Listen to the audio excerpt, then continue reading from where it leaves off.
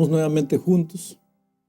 El propósito de la lección de esta semana es mostrar cómo llegó el Evangelio a la ciudad de Roma y también cómo vivía la iglesia cristiana de Roma en aquella ciudad pagana. Comencemos revisando la fecha cuando la epístola fue escrita. Vamos a ver también el lugar donde Pablo se encontraba cuando escribió la epístola a los romanos. ¿Sabes? Esto es muy necesario, no solo para hacer un poco de historia, sino para conocer el contexto. Siempre ayuda a entender mejor el mensaje cuando conocemos el contexto. Por otro lado, debes tener en cuenta que la Biblia tiene como propósito ayudarte a vivir una vida cristiana victoriosa y feliz. Tú no puedes estudiar la epístola a los romanos solo con el deseo de aumentar tu conocimiento teórico, sino con el objetivo de conocer mejor a Dios y saber cuál es el plan maravilloso que Dios tiene para tu vida. Porque, ¿sabes? Dios desea participar de tus luchas, de tus actividades diarias. Él desea formar parte de tus sueños, de tus expectativas. Y la única manera de hacerlo es a través del estudio de la Biblia. Por eso, al estudiar la epístola a los romanos este trimestre, debes ver más allá de la simple historia. Necesitas ver a un Padre de amor con sus consejos sabios a fin de orientarte y ayudarte a llegar al puerto deseado de tus sueños. Volvamos a la historia. Mira, las iglesias cristianas en el primer siglo no eran ni un poco diferentes de nuestras iglesias hoy. A lo largo de los tiempos siempre hubo, hay y continuará habiendo gente de personalidad difícil, de relacionamiento duro, ¿sabe? Personas buenas inclusive, pero infelizmente llenas de traumas, de complejos. Y para esconder el dolor íntimo que cargan, se esconden muchas veces atrás de un manto de piedad. Estas personas parece que desean lo mejor para la iglesia. Y sin embargo, solo crean problemas, pero por asuntos que no tienen importancia. Y lo peor es que ni siquiera se dan cuenta de lo que están haciendo. Bueno, en Roma las cosas eran así. Por eso, de los consejos que Pablo le dio a la iglesia romana, podemos aprender lecciones que nos ayudarán hoy en nuestra iglesia local, que no es muy diferente de la iglesia de aquellos tiempos.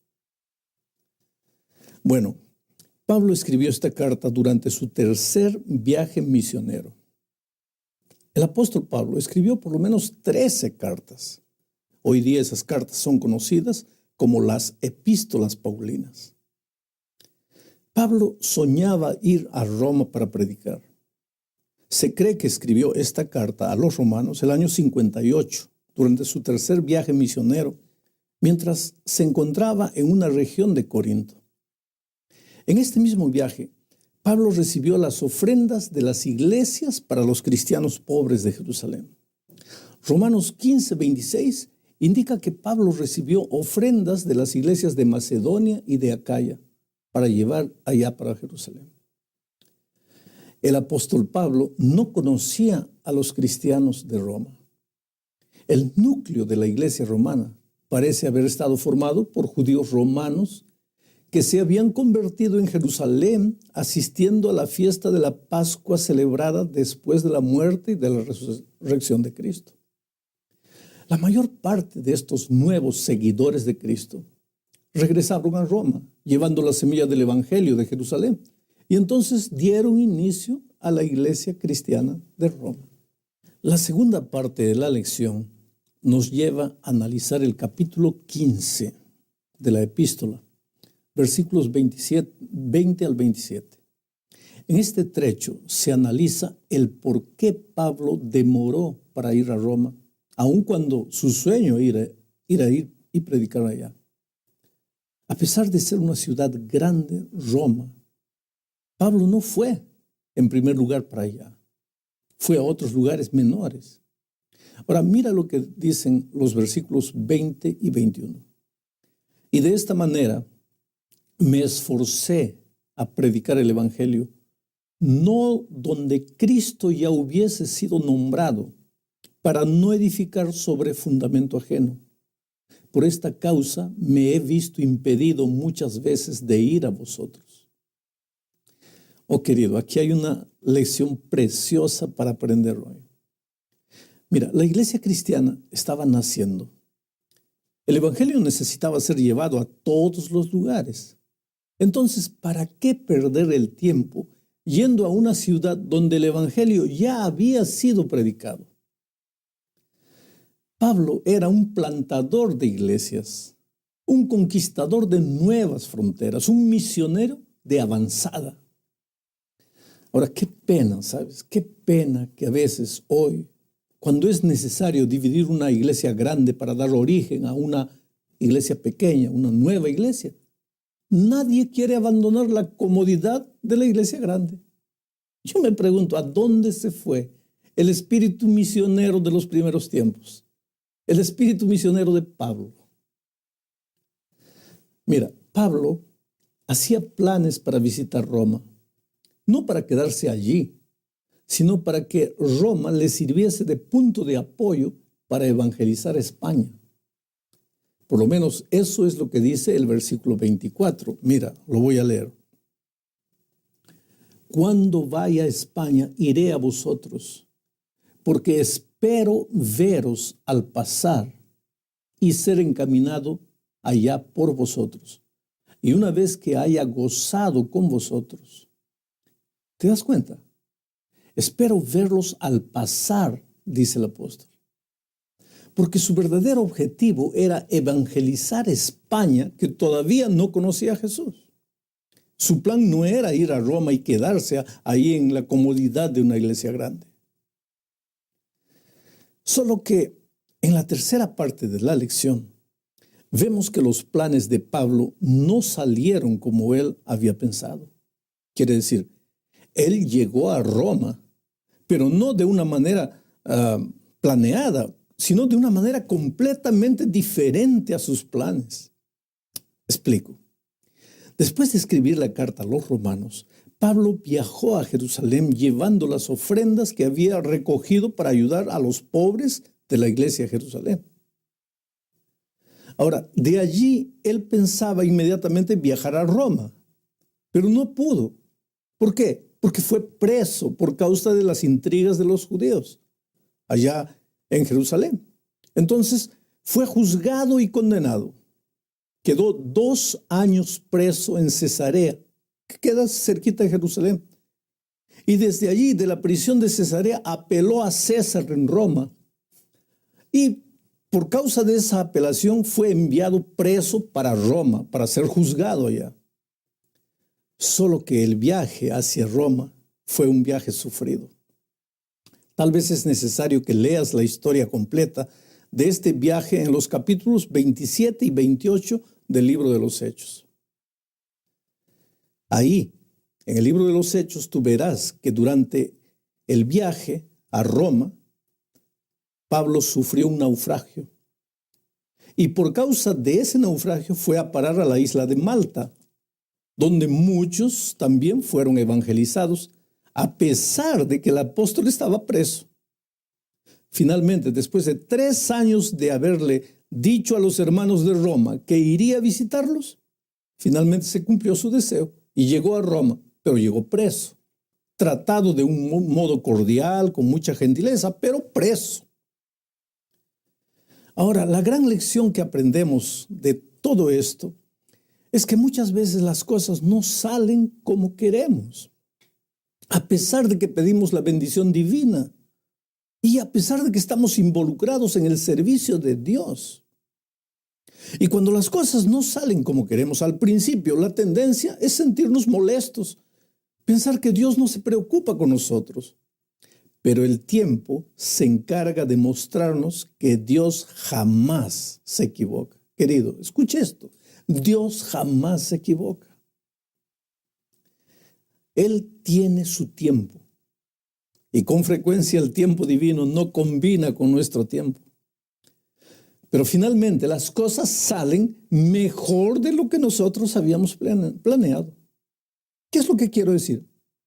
Mira, te voy a explicar. Pablo llegó a Roma preso. En esas circunstancias, tal vez tú pensarías, ¿cómo es que el apóstol Pablo podría predicar el evangelio? Y sin embargo, no fueron sus palabras, no fueron sus sermones los que ganaron a las personas, sino sus heridas, sus dolores y sus sufrimientos. Por lo menos eso es lo que dice Filipenses 1, 12 al 14. Mira, voy a leer. Dice así: quiero que sepáis, hermanos, que las cosas que me han sucedido han redundado más bien para el progreso del evangelio, de tal manera que mis prisiones se han hecho patentes en Cristo, en todo el pretorio y a todos los demás. Y la mayoría de los hermanos, cobrando ánimo en el Señor con mis prisiones, se atreven mucho más a hablar la palabra sin temor. ¿Viste? El dolor y las aflicciones jamás llegan a la vida de sus hijos porque Dios las manda. Claro que no. Dios es solo autor de cosas buenas. El dolor siempre es enviado por el enemigo para destruir la vida de los hijos de Dios. Pero Dios toma ese dolor y lo transforma no solo en un instrumento de formación, sino en un instrumento de predicación. Seguramente en Roma había gente que jamás se convertiría con un sermón de Pablo, pero se convirtió al ver la serenidad del apóstol en medio de las injusticias que se cometían contra él. Por lo tanto, querido, no te desesperes si estás sufriendo en este momento, o si las cosas no están saliendo como quisieras que saliesen. Ten paciencia, porque en la agenda divina todo está saliendo conforme a la voluntad de Dios. Y tú sabes que los planos divinos siempre son más grandes y mejores que nuestros pobres planes humanos. Entremos ahora al modo como Pablo se dirige a los romanos. Mira, Romanos 1, 7 dice lo siguiente. Te voy a leer. A todos los que estáis en Roma, amados de Dios, llamados a ser santos, gracia y paz a vosotros, de nuestro Dios o de nuestro Dios Padre y del Señor Jesucristo. Hay dos expresiones que conviene analizar. La primera de ellas es la expresión amados de Dios. Quiere decir que Dios solo ama a los que aceptan el Evangelio, a los que aceptan a Jesús como su Salvador. Claro que no. El amor de Dios no tiene límites. Dios ama sin medida a todas las personas, sean malas o buenas, crean en Él o no. Pero el amor de Dios no tiene validez para el que no cree. ¿De qué te valdría, por ejemplo, decirte que acabo de depositar en tu cuenta, en el banco, $1,000,000? Si no vas a recoger el dinero, ¿de qué te sirve? Bueno, la misma cosa sucede con el amor de Dios. El amor de Dios está allí a tu disposición, pero solo te sirve si te apoderas de Él. Ahora, si lo haces, pasas a ser un amado de Dios, o sea, una persona para quien el amor de Dios tiene valor, tiene significado, sirve. La otra expresión es llamados a ser santos. La palabra santo viene del verbo griego agión, que literalmente significa ser separado para un propósito especial. Mira, santo no es aquel que no peca, nunca. En el sentido bíblico, por lo menos, no. Santo es aquel que reconoce que fue separado por Dios para un destino glorioso y vive con esa convicción. Y esa convicción es lo que lo motiva, lo mueve en esta vida. Es decir, lo que hace o lo que no hace es motivado por el elevado propósito para el cual fue llamado y del cual él tiene conciencia. Pero hay algo más. Todos fuimos llamados para el propósito elevado de la salvación. Pablo, en otras palabras, habla de que fuimos predestinados para la salvación, en el sentido de que la salvación no es exclusiva para un grupo de personas y que los otros están irremediablemente condenados. No, pensar así, que unos están predestinados para salvarse y otros para perderse, pensar de esa manera sería llegar al determinismo, lo que es completamente contrario al Evangelio, a la libertad de escoger que Dios considera una cosa sagrada. Voy a hacerte un ejemplo, por ejemplo. Mi corbata fue predestinada. El propósito de mi corbata es vestirla aquí en la camisa, en el cuello. El predestino de mi corbata es eso. Fue fabricada para eso. Fue confeccionada con ese propósito. Ahora, eso no quiere decir que necesariamente mi corbata va a ir en el cuello. ¿Por qué? Porque yo tengo libertad. Y aunque mi corbata tiene un predestino, yo puedo tomar la corbata y usarla como cinto, como correa, para amarrarme los pantalones. Pero la corbata, no fue hecha para amarrarme los pantalones, fue hecha para colocarme en el cuello. ¿Te das cuenta? Así también todos fuimos predestinados para salvación, pero eso no quiere decir que nos vamos a salvar. Eso depende de cómo administremos la libertad, si aceptamos o no aceptamos. ¿Entiendes? Todos fuimos llamados a ser santos, pero si llegaremos o no a ser, solo depende de la decisión que tomemos. Bueno, querido, la lección de esta semana termina hablando de la influencia de la Iglesia de Roma. Pablo dice en el capítulo 1 de los Romanos, en el versículo 8, lo siguiente: primeramente doy gracias a mi Dios mediante Jesucristo con respecto a todos vosotros, de que vuestra fe se divulga por todo el mundo. Mira, hay una expresión interesante: vuestra fe se divulga. No se divulgaba solo la doctrina. La doctrina está relacionada con la teoría de lo que se cree. Pero en el caso de la iglesia romana, lo que se divulgaba era la fe. Y la fe tiene que ver con la vida, con la práctica, con la manera de ser de las personas. Doctrina es lo que se cree. Fe es la doctrina hecha obras. Es lo que se vive. En Roma, la doctrina no había quedado solo en la teoría, sino que se había hecho vida. Mientras los hermanos de la iglesia de Roma se movían por las calles, en los lugares de trabajo, en las escuelas de aquellos tiempos, las personas podían observar la doctrina hecha vida. Claro que ellos predicaban con la palabra también, pero más que eso, ellos vivían lo que creían, y ese era el argumento más poderoso a favor del Evangelio. Por eso la fe de ellos se había divulgado por todo el mundo. Mira lo que Pablo escribió acerca de la manera como la iglesia de Roma vivía. Esto está en el capítulo 15, en el versículo 14, dice así: pero estoy seguro de vosotros, hermanos míos, de que vosotros mismos estáis llenos de bondad, llenos de todo conocimiento, de tal manera que podéis amonestaros los unos a los otros. Aquí encontramos tres características de la iglesia de Roma. Eran llenos de bondad, llenos de conocimiento y podían amonestarse los unos a los otros. La bondad es la expresión del amor.